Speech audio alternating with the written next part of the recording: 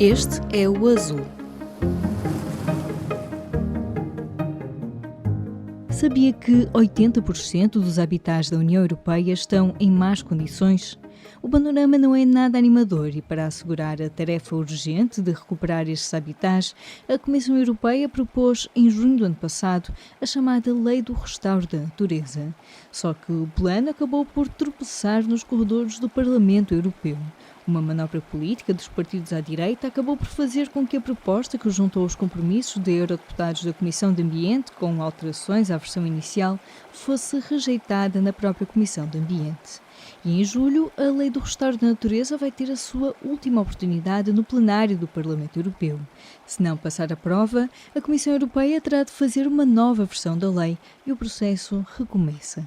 Eu sou a Aline Flor e neste episódio do Azul convido-vos a perceber a importância e a urgência desta lei para fazer cumprir o Pacto Ecológico Europeu e manter o equilíbrio ambiental na Europa. Junta-se a mim a bióloga Ana Mendes, investigadora da Universidade de Évora, que tem liderado projetos de recuperação de habitats e estudado o seu impacto no combate às alterações climáticas. Ana, o que é esta Lei do Restauro da Natureza e por que é que precisamos tanto desta lei neste momento? Bom, a nova Lei do Restauro da Natureza tem vários tipos de objetivos e tem como objetivo principal restaurar habitats que estão degradados na Europa toda e ancora esta decisão de promover esta lei no facto de existirem provas científicas extensas de que nós estamos não só a assistir a uma crise climática e agora, mesmo que queiramos esquecer este assunto, o clima vai nos lembrar e agarrada a esta crise climática nós temos uma crise de biodiversidade. Vamos ter impacto no nosso dia-a-dia, vamos ter impacto na agricultura e efeitos cascata depois, eventualmente, nos preços e tudo isso. E, portanto, existe aqui esta necessidade de restaurar serviços de ecossistemas e a natureza de maneira que os ciclos ecológicos sejam reequilibrados. Talvez aquele que nos preocupa mais, e porque falamos nele quase todos os anos, que é o facto de não termos chuva, ou a chuva ser irregular, ou chover em alturas que não é suposto. E, portanto, as disrupções que existem nos ecossistemas têm impacto no ciclo hidrológico. Se nós cortamos floresta, cortamos e fizemos o esgotamento dos solos e os solos começam a tornar áridos, isso quer dizer que a precipitação local, cerca de 30% dela está ancorada no ciclo de evapotranspiração das plantas. Se nós cortarmos a vegetação, cortamos e exaurimos os solos, então quebramos o ciclo. Se nós também, por outro lado, continuamos sempre a represar a água é natural que o próprio ciclo se atrase e depois também seja ele atípico. E aquilo que nós sabemos, a comunidade científica sabe, é que é preciso reequilibrar estes ciclos e é preciso que haja restauro, florestas, campos agrícolas, de ambientes marinhos, porque todos eles têm um papel a desempenhar neste reequilíbrio para que nós possamos usufruir destes serviços de ecossistemas. Não estamos a falar só aqui da parte da regulação do clima, como da existência de água, até da permanência de água no solo, portanto esse também é um outro grande problema, à medida que vamos desflorestando, portanto vai existindo aqui uma alteração da incorporação do ciclo do carbono no solo e isso faz com que cada vez menos água seja retida no solo e, portanto, é tudo uma pescadinha de rabo na boca. Queria só dizer, então, que esta nova lei do restauro tem diferentes objetivos e ela tem objetivos específicos para a parte terrestre, para a parte costeira e para a parte dos ecossistemas de águas interiores. Foca-se na necessidade que existe, que os Estados-membros deverão ter em restaurar parte de habitats que se encontram descritos no anexo 1 desta lei e que têm que atingir o bom estado ecológico, não é? Ou, na realidade, atingir o bom estado. E depois também pretende ir um pouco mais além, porque é necessário, porque as projeções de facto indicam-nos que é necessário restaurar se nós quisermos atingir as metas do Acordo de Paris. Não é? Nós temos que restaurar porque não conseguimos só com as políticas relativamente aos combustíveis fósseis e relativamente à promoção das energias renováveis, não conseguimos, se continuarmos a destruir, aquilo que estivermos a fazer vai só neutralizar aquilo que estamos a fazer hoje em dia, não vai além daquilo que nós já passámos décadas e milénios a destruir, porque desregulámos os vários ciclos. Portanto, tem também metas para fora da Rede Natura 2000 e tem metas para a parte da agricultura, tem metas para as zonas urbanas e a construção da lei não foi feita por acaso. Ela é feita e baseada em provas científicas extensas, demonstradas no globo, muito bem sedimentadas. E é isso que, importa ressalvar aqui também. Nós precisamos dela. Eu gostava só de juntar aqui há uns anos atrás eu tive a oportunidade de participar num levantamento que foi feito sobre a biodiversidade e serviços de ecossistemas para a Europa e região da Ásia Central, da Plataforma Intergovernamental para a Biodiversidade e Serviços de Ecossistemas. E é muito curioso, eu por acaso fui parar a um painel de cenários e os meus colegas que trabalhavam em modelação mostraram-me os mapas e eu fiquei de facto aterrada, porque as projeções relativamente, por exemplo, a virem existir vírus que tivessem o impacto que teve o Covid, eu vi-as 4 anos antes. Isto é que para mim é assustador enquanto cientista. Mas tinha a ver com esta ocupação do território, não é? A biodiversidade e a ocupação do espaço pelo ser humano vai entrando cada vez mais nas fronteiras da natureza. E é óbvio que este contacto, nós empurramos-los para os cantos da sala e há uma dada altura em que ele está lá. Aquele contacto está lá e ele vai existir. Portanto, nós sabemos que isto ia existir, porque nós acabamos por ser vulneráveis, como vimos, e todo o sistema é bastante vulnerável. E, portanto, isto, se nós quisermos ir a estes relatórios, estes cenários já estão lá e as soluções para os problemas já estão lá, já estão identificadas. E o restauro, não é por acaso que isto aparece. Isto aparece porque se fizeram projeções e se fizeram, se fizermos 30%, conseguimos nos chafar mais ou menos. Desta vez temos conhecimento suficiente precisamente para conseguir saber o que vai acontecer e como... Exatamente. Portanto, isto não é feito por acaso. E as pessoas podem perguntar assim, mas porquê que são estes números e não são outros, não é? Não, isto é feito de facto com contagens, com grupos de cientistas a trabalharem em países diferentes, a recolherem os mesmos dados, a congregarem tudo para que se possa ter uma imagem real daquilo que se pode projetar, obviamente com algum nível de confiança, mas acho que a ciência mesmo agora dentro do Covid já deu provas que pode e deve contribuir para orientar aqui uma série de decisões e pode não agradar, se calhar, a algumas pessoas, mas a verdade é que é importante termos então esta sociedade do conhecimento. Parece-me a mim que isso é importante também realçar. Sim, sublinhar sempre isso.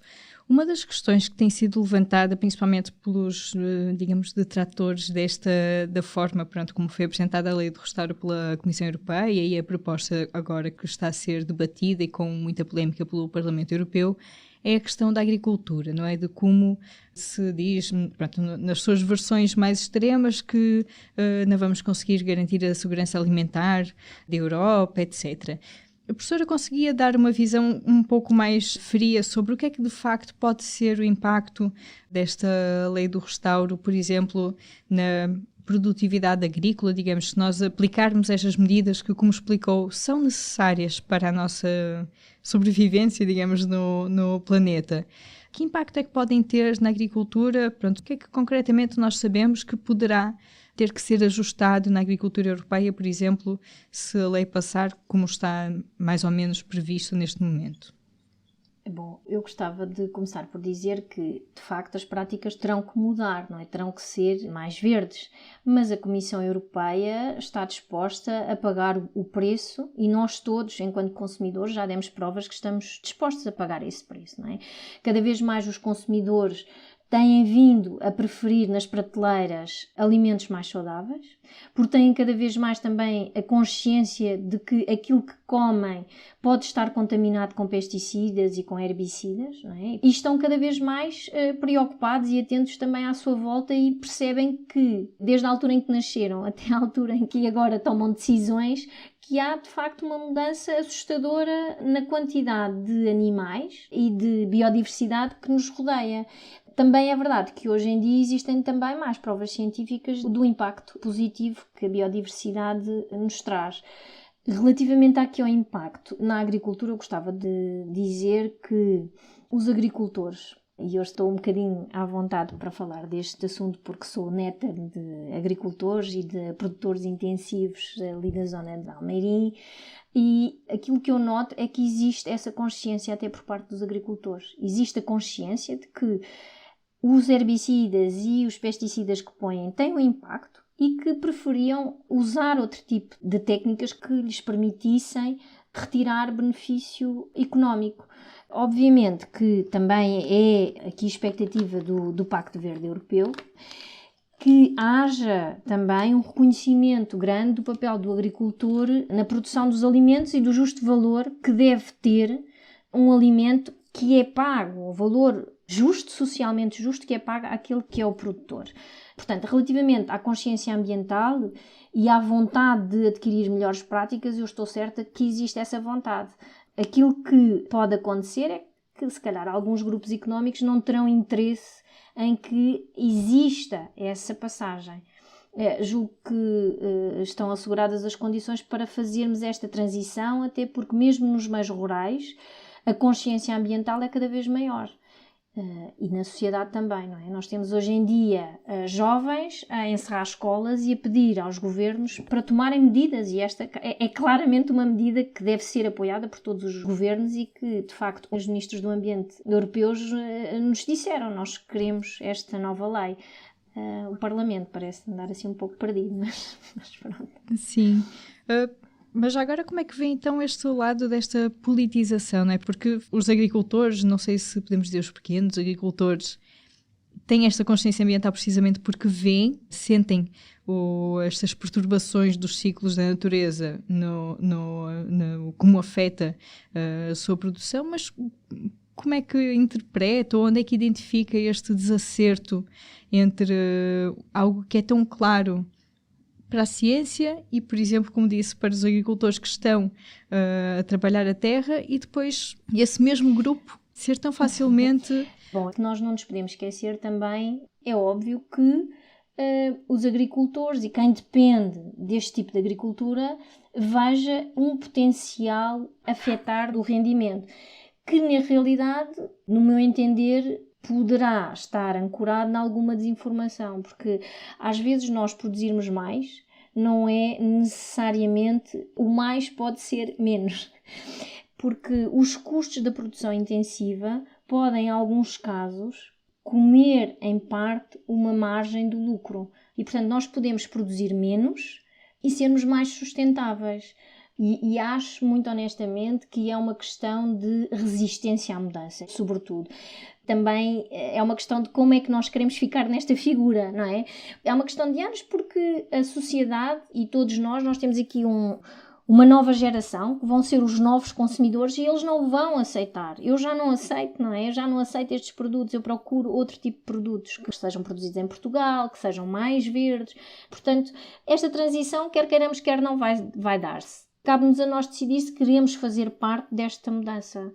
Gostava de dizer que, portanto, este debate levou a que haja um enfraquecimento da lei, este debate no Parlamento, que é motivado aquilo que nos parece, sobretudo por questões políticas, levou a que algumas cláusulas da nova lei do restauro fossem enfraquecidas.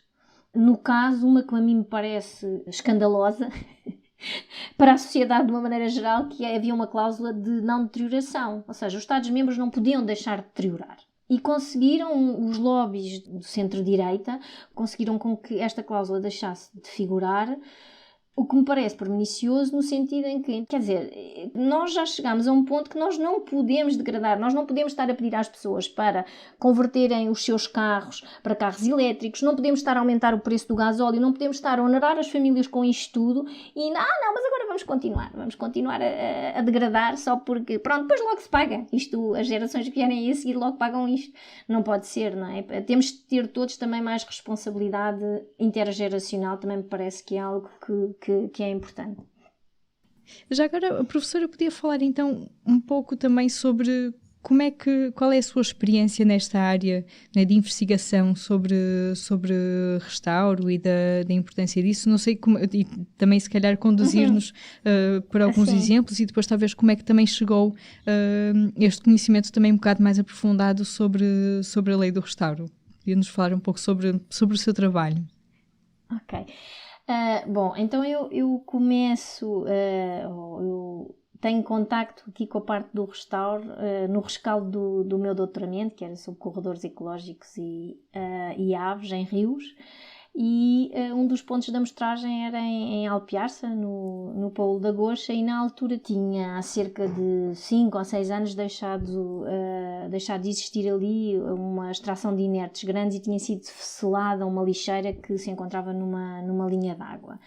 E eu, quando visitei aquele espaço, fiquei muito perturbada com o que vi e achei que, na altura, gostava de fazer um projeto para aquela zona. Acabei por submeter um projeto europeu, que foi um projeto muito enriquecedor. Na altura fizemos o restauro de uma das zonas e depois fui sempre colaborando com a Câmara Municipal de Alpiarça para podermos manter aquele espaço, e depois começou a nascer, até eu julgo um pouco fruto de algumas das atividades que foram sendo feitas ao longo dos anos, foram 16 anos ou 17 já.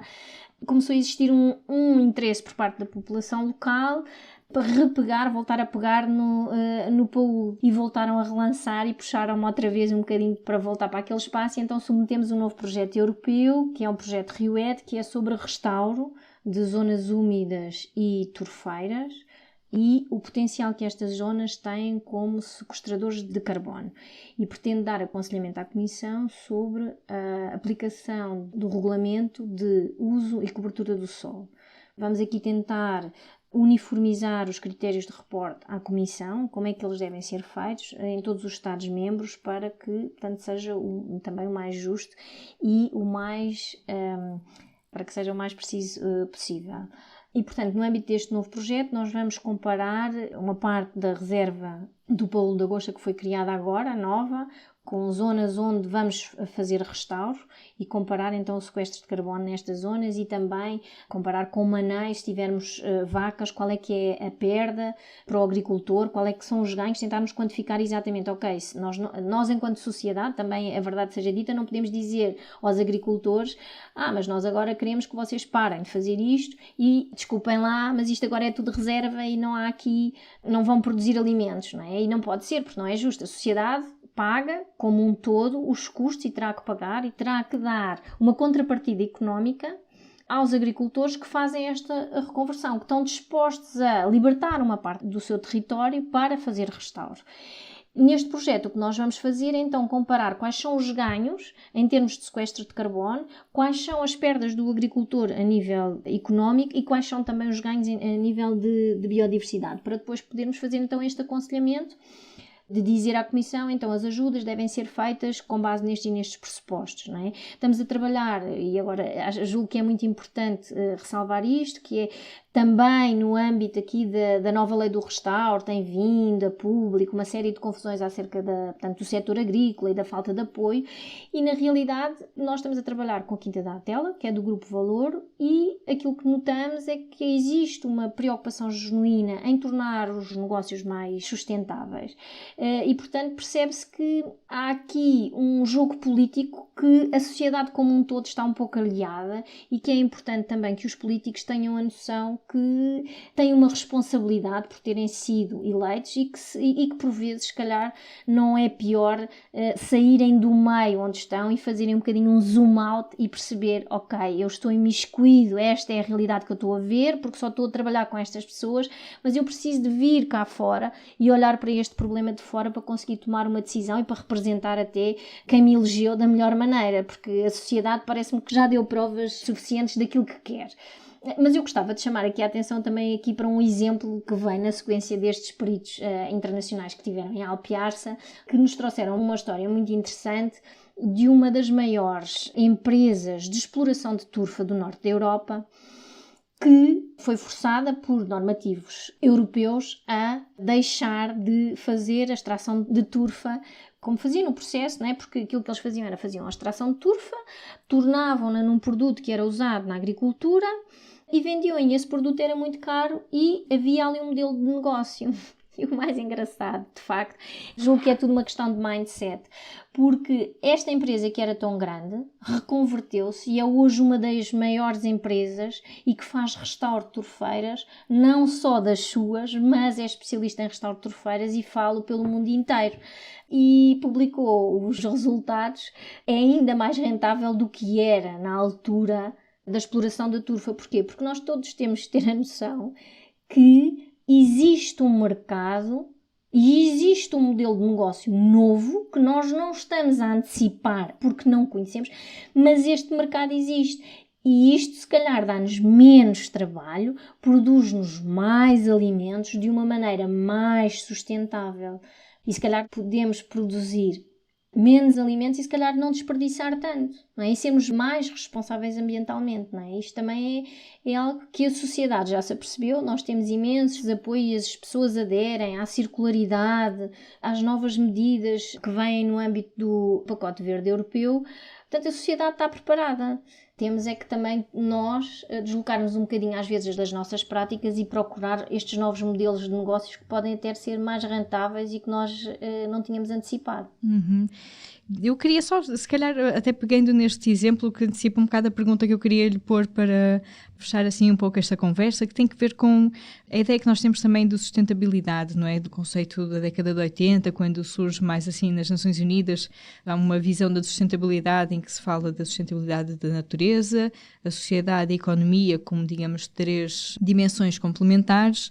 Mas nós compreendemos, à medida também que o planeta sofre mais, não é? Que a natureza sofre mais com a ação humana, que precisamos, na verdade, transitar, ou já devíamos ter transitado, para uma visão de sustentabilidade em que, digamos, a natureza é o que engloba, a sociedade e a economia estão lá dentro e dependem sempre, devem sempre existir, mas sempre dentro dos limites da natureza. E queria lhe perguntar se sente, e até também deu um pouco estes exemplos de, na verdade, é possível, há algumas formas de tentarmos fazer essa transição, de até manter uma, digamos, saúde económica, por exemplo, dentro desses limites ambientais, mas como é que costuma ser, como é que costuma ver os debates sobre esta transição? Porque voltando também a outras questões que fomos falando ao longo da conversa, há sempre este receio de que colocar a natureza à frente vai prejudicar, por exemplo, a economia, ou vai prejudicar, por exemplo, as pessoas, que as pessoas que estão desprotegidas vão perder os seus empregos, etc. Como é que normalmente esse debate se coloca, digamos, nas discussões que a professora também vai acompanhando, testemunhando? Olha, enquanto cientista, para mim é às vezes frustrante, porque de facto isso são ideias feitas. São ideias feitas que são mitos que se criam, não é? E que é quase, isto não é possível porque senão nós vamos perder e isto, quer dizer, nós perdermos seguramente se não fizermos as coisas bem feitas, mas isso é sempre, tendo em consideração a natureza ou não. Se fizermos as coisas mal feitas, temos um negócio que pode não ter em consideração a natureza e correr mal porque está mal projetado de raiz, não é? O Fórum Económico Mundial, que não é propriamente, eles trabalham estas temáticas e trabalham exatamente também como é que nós podemos fazer isto com menos dinheiro, menos recursos e ganhar dinheiro na mesma, não é? E o Fórum Mundial apoia estas medidas todas, porque nós não consideramos muitas vezes ou frequentemente as externalidades que são, no fundo, o impacto que vem após determinado tipo de práticas. Portanto, eu posso fazer tomate, posso fazer milho de uma determinada maneira. E se faço isso numa área muito grande, e se isso tem um impacto muito grande negativo ao longo do tempo, quando chega a um determinado solo que foi exaurido, que foi usado intensivamente, que foram aplicados herbicidas e pesticidas ano após ano, após ano, após ano, e já não nada cresce ali, não é? Então, a seguir, o que é que eu tenho que fazer? Então, eu tenho que restaurar, não há nada, já não é possível produzir ali. E cada vez mais os agricultores assistem aí. Se não é possível produzir ali, temos que restaurar. E restaurar custa muito dinheiro. E isto são as tais externalidades. No preço, quando eu comprei o milho, quando eu comprei o tomate, quando eu comprei os pepinos, os morangos, as cerejas, tudo, este preço não está incluído no preço. E é isso que depois nós vamos ter todos que pagar, porque as gerações que vêm a seguir vão ter que ter espaço para produzir os seus morangos e as suas cerejas, não é? E nós todos temos a responsabilidade de restaurarmos até aquilo que nem fomos nós a estragar. quando era miúda, os meus pais e os meus avós, como já disse, eram agricultores, os meus avós apanharam a transição do trabalho manual na agricultura. Eu lembro-me do tomate ser todo apanhado à mão, para dentro de grades, e depois era transportado à mão para dentro de um trator, e depois era então levado à fábrica. E os meus avós então apanharam esta transição entre o manual para o mecânico. E é natural que tiveram alguma dificuldade, e chegou a uma determinada altura que tiveram dificuldade em acompanhar e desistiram. Depois foi o meu pai e a minha mãe e o meu tio que acabaram por pegar uma parte no negócio, mas depois também com as suas vidas acabaram por abandonar a agricultura e dedicar-se a outras atividades.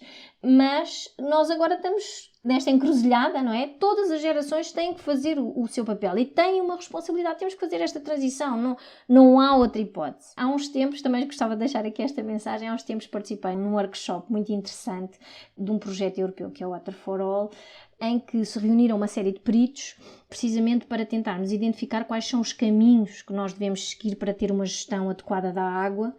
E há uma mensagem muito interessante que foi deixada lá, que é o futuro não é uma coisa que aconteça, não é uma fatalidade. As alterações climáticas não são uma fatalidade. Nos próximos dias vão acontecer, são uma fatalidade. Mas o futuro é construído e nós todos temos a responsabilidade de construir esse futuro. E como é que nós construímos esse futuro? Não nos podemos queixar, isto é só calor e não chove, e continuar com as mesmas práticas, sabendo de antemão quais são as práticas que estão erradas. Nós temos que mudar, não é? E, portanto, este futuro constrói-se por todos e constrói-se pela sociedade, constrói-se pelos jovens a fazer o seu papel, a bloquear as escolas e a dizer: só favor, não sei quem é que manda, mas alerta vermelho, faz favor, tomem medidas como deve de ser. Os jovens trazem-nos essa mudança, fazem esse papel, e é bom que os políticos não se esqueçam e que os ouçam, não é? Ouçam a sociedade, ouçam os agricultores. Também, não são todos os agricultores que têm aquela posição. Podemos dizer é que se calhar alguns grupos económicos têm maior capacidade de se fazer ouvir. É verdade. Se me parece que a Comissão Europeia até disponibiliza verbas para nós fazermos esta transição, não nos restam muitas hipóteses, mas de qualquer das maneiras a natureza está aqui para nos lembrar que querem fazer a transição ou não. Os gráficos vão continuar, não, a natureza não se rege por gráficos, nós é que já vimos nos gráficos aquilo que vai acontecer, e é importante que esta crise climática e esta crise ecológica, e quando digo ecológica estou a reportar-me à disrupção dos mecanismos de regulação de uma série de serviços que os ecossistemas nos prestam e que nós assumimos por garantidos. E de repente não chove, e de repente temos cheias, não sabemos porquê. Então, mas se nós desflorestamos, não nos podemos queixar, não é? Se nós quisermos fazer isto tudo, estas são as consequências. Portanto, na minha opinião, acho que não temos hipótese, e também não nos podemos esquecer que estas alterações climáticas também nos trazem aqui problemas de saúde. O Covid vem-nos só mostrar um cheirinho daquilo que pode acontecer, e pronto, temos que fazer esta transição. Não parece que haja muito mais espaço. Uma conversa com Ana Mendes, investigadora da Universidade de Évora, sobre a Lei do Restauro da Natureza e a sua importância para fazer cumprir o Pacto Ecológico Europeu e o Acordo de Paris. Já sabe, se gostou de ouvir este episódio, siga o podcast na sua aplicação preferida para não perder o próximo. Se tiver sugestões de temas e entrevistas, envie para o e-mail aline.flor@publico.pt. O Público é o único jornal em Portugal com uma secção inteiramente dedicada à crise climática e sustentabilidade. O Azul tem como parceiros a Fundação Carlos Gulbenkian, o projeto Biopolis, a Lipor e a Sociedade Ponto Verde.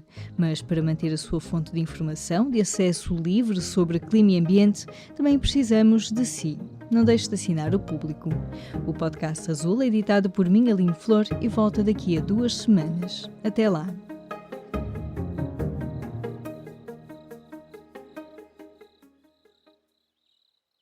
O Público fica no ouvido.